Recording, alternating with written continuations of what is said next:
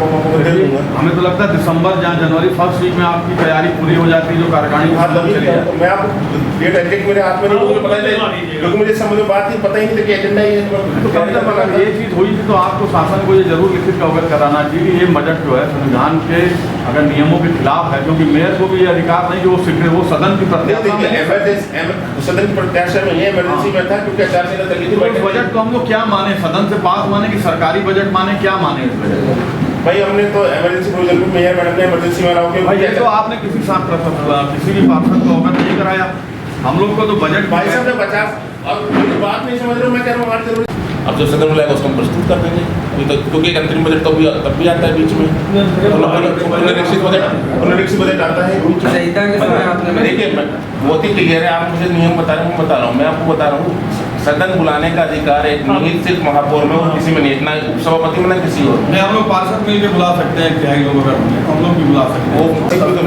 आपने सर आचार संहिता के समय आपने देखिए बहुत ही क्लियर है, आप मुझे नियम बता रहे हैं, मैं बता रहा हूँ, मैं आपको बता रहा हूँ। सदन बुलाने का अधिकार एक निहित सिर्फ महापौर में और किसी में नहीं, ना उपसभापति में ना किसी और नहीं। हम लोग पार्षद मिल के बुला सकते हैं, क्या लोग अगर हम लोग भी बुला सकते हैं। वो चुनेंगे नहीं, क्या मतलब हमारे अधिकार से बाहर रहेगा? नहीं, संकल्प पास होता है कि स्मार्ट सिटी में भेजा जाए। 2014-15 में पास हुआ यहाँ से सदन से, उसके बाद ये कराया गया। क्या पास हुआ था कि स्मार्ट सिटी कार्यकाल के लिए मैं आपको सेंटर को दिलवा दूंगा। जब से केंद्र सरकार स्मार्ट सिटी चुन रही थी 2015 में, 14-15 में प्रोजेक्ट 16 से शुरू हुआ है, तो ये प्रस्ताव मांगे गए थे कौन कौन सी स्मार्ट सिटी अप्लाई करेगी। यहाँ से स्मार्ट वाराणसी नगर निगम ने अप्लाई किया। इसमें ये है कि इसकी पावर जो है ये मैडम अध्यक्ष ये आपको पता नौकरी 15वीं तारीख से ही हुआ था, तो अगर मैडम उसमें कराती है और समिति में उसमें हम आपके संज्ञान में ला रहे हैं। देख लीजिए ये मामला है, एक तरफ हम लोग प्रोजेक्ट लिया ही नहीं गया होगा तो उसमें क्या नहीं जा रहा है। जब वो समिति का अध्यक्ष ही नहीं हूँ, अगर वो प्रोजेक्ट लिया ही नहीं गया होगा तो उसमें क्या बोल गया, तो वो लिया गया फिर काम न कराया गया हो।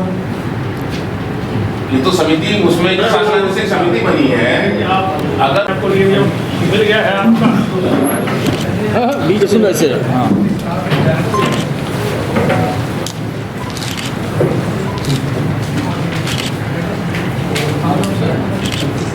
ठीक नीरज।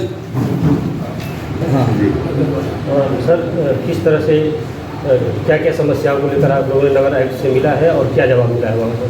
देखिए, जिस तरह से उत्तर प्रदेश से लेकर बनारस, क्योंकि बनारस आदरणीय प्रधानमंत्री जी की कंस्टिट्यूंसी है, और बनारस में जिस तरह से नगर निगम में लोकतंत्र की हत्या हो रही है, कारण उसका ये है क्योंकि बिना सदन में बजट पेश हुए, बिना सदन में उसकी चर्चा बजट की हुई, पहली बार ऐसा हो रहा है बनारस के इतिहास में कि बजट पास करा दिया गया।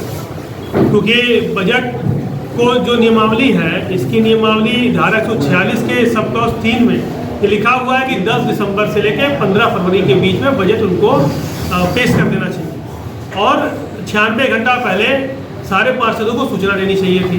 लेकिन अब आप इस बात को समझिए कि न सूचना दी गई, और 10 क्योंकि इंतजार कर रहे थे, इनके मन में कहीं ना कहीं गंदगी थी।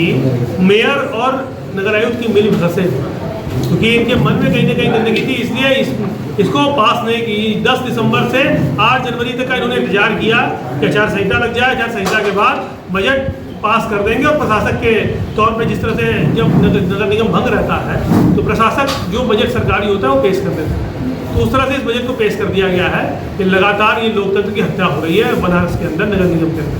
तो इसको लेकर के बहुत बड़ा गंभीर विषय है, क्योंकि हमारा देश, हमारा प्रदेश और ये नगर निगम देश के संविधान से चलेगा, नियमावलियों से चलेगा, और अगर इनसे नहीं चलेगा तो कहीं ना कहीं से उत्तर प्रदेश में लोकतंत्र की हत्या कर रहा है।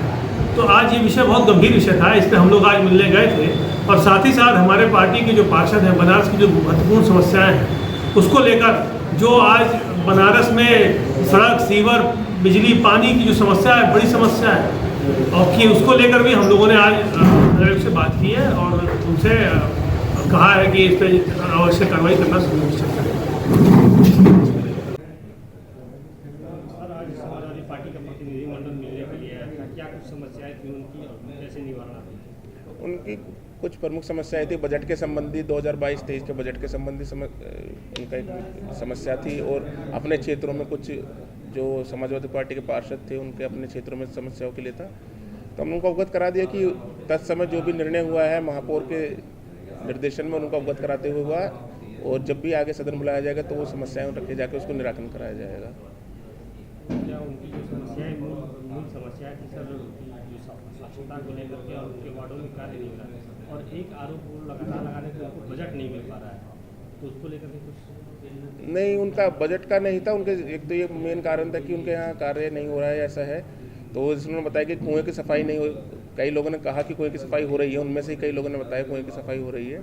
कुछ उनकी रिक्वेस्ट थी कि कुएं की मरम्मत हो जाए, तो हमने कहा उसको हम प्रायोरिटी पे लेके करा देंगे।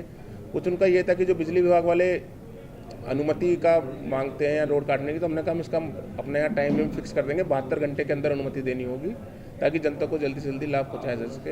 हो सकता है हम 72 से इसको 48 घंटे ही कर दें, तो इसको हम बिल्कुल ऐसे करेंगे ताकि बिजली विभाग अपना कार्य कर सके। डिजिटल इंडिया का digital new platform live VNS पिछले 7 वर्षों से बनारस की सेवा में। पाइए बनारस के कोने कोने की खबर निष्पक्षता के साथ। लाइव VNS से बनारस की ताज़ा तरीन खबरों के लिए प्ले स्टोर से डाउनलोड कीजिए लाइव VNS ऐप या फॉलो कीजिए लाइव VNS को सोशल मीडिया पर।